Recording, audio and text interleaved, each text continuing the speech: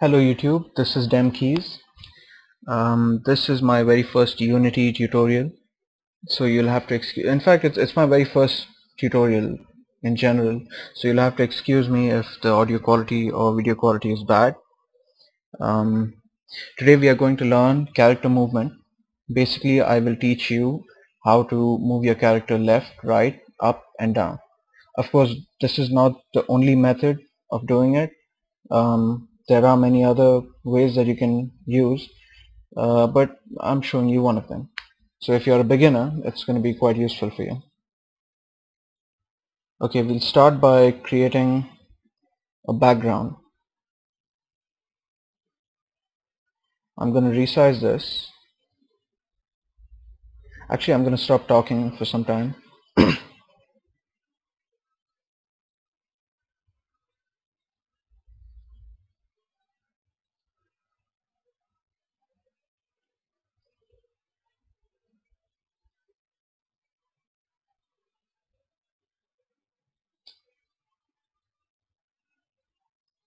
Okay, what I've done here is I've created a quad.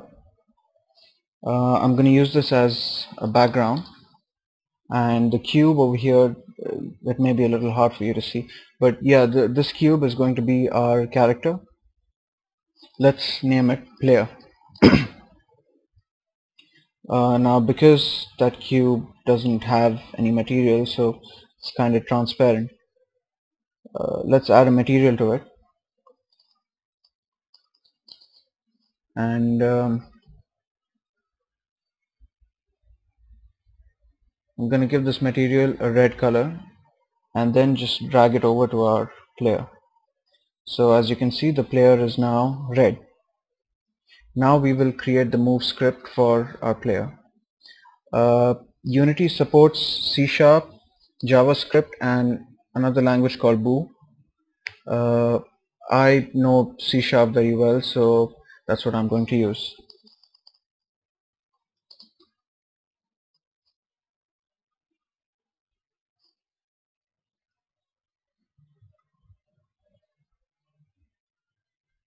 Okay, now first of all we are going to create a public variable.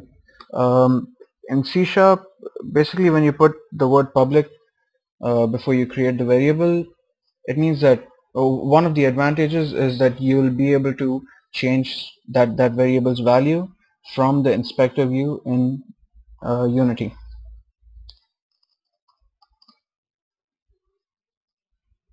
Over here I'm going to put if statements. So basically it's going to check if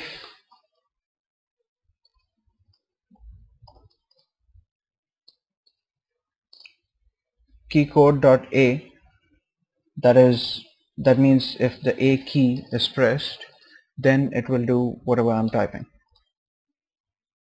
I'm going to use transform.translate,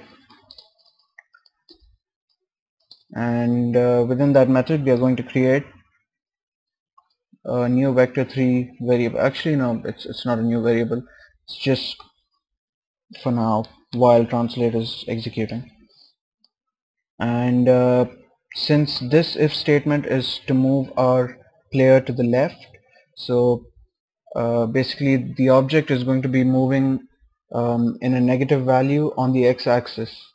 So here I should put minus move speed,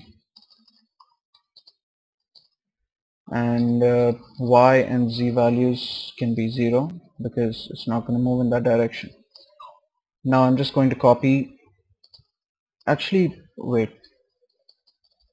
it shouldn't be get key down, it should be get key. Now I'm going to copy this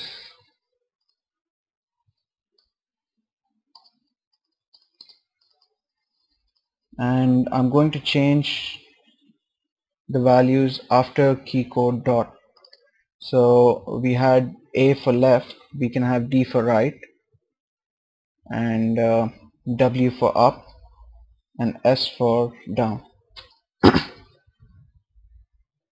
Now when we say the character is going to move right, it basically means that our character is going to move in a positive value on the x-axis.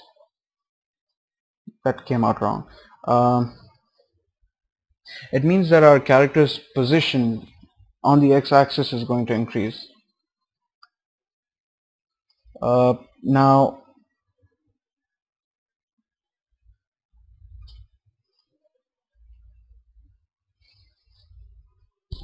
okay, excuse that long pause. Yeah, we are currently in the if statement that is going to check if W has been pressed. W is going to take our player up. So that means our character's position is going to change by a positive value on the y-axis.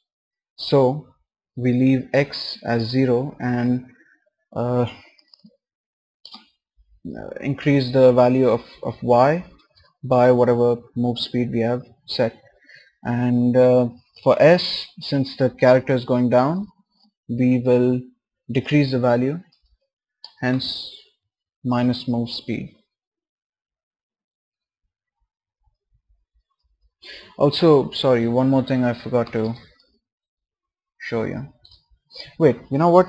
Let's run it like this so you'll actually see what happens.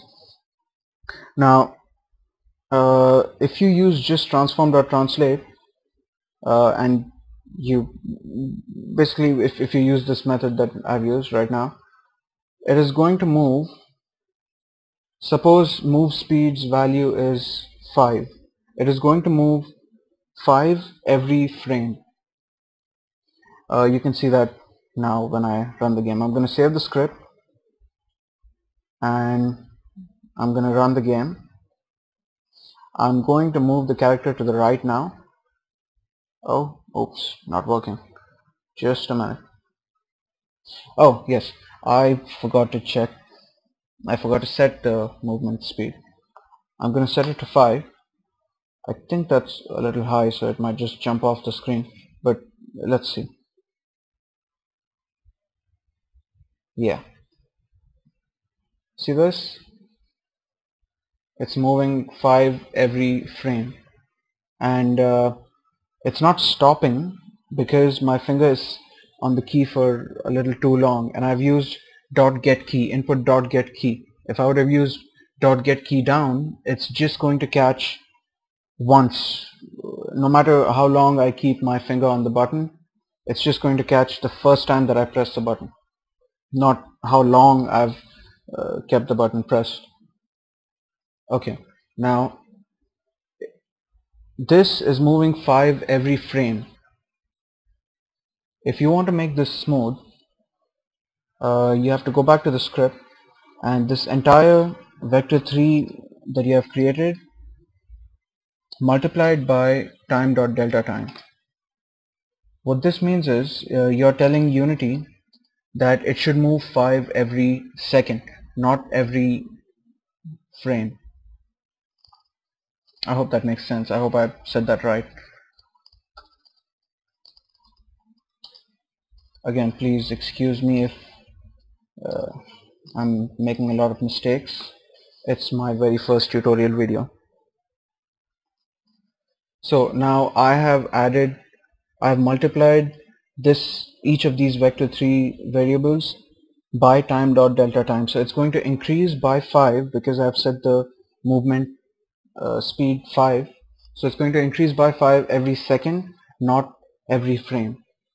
So the speed is going to be, well, not the speed, but the movement is going to be much more smooth.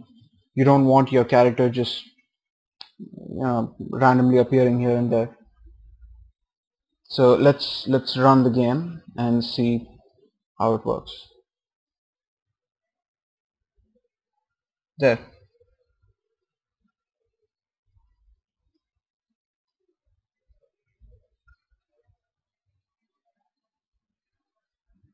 Okay, so that's it for this tutorial. I hope this was helpful. Again, excuse me if I did not do it very well. Yeah, also, again, this is not the only way to move your character. You can also add a rigid body 2D and use rigid body 2D dot add force, or you can even play with the values of rigid body 2D dot velocity. There are many ways to move your character. This is one of them. I hope you enjoyed this video and I hope it was helpful. Leave your comments below. I would like to know what you want me to change in my ways of recording or my ways of teaching. I guess I'll see you next time.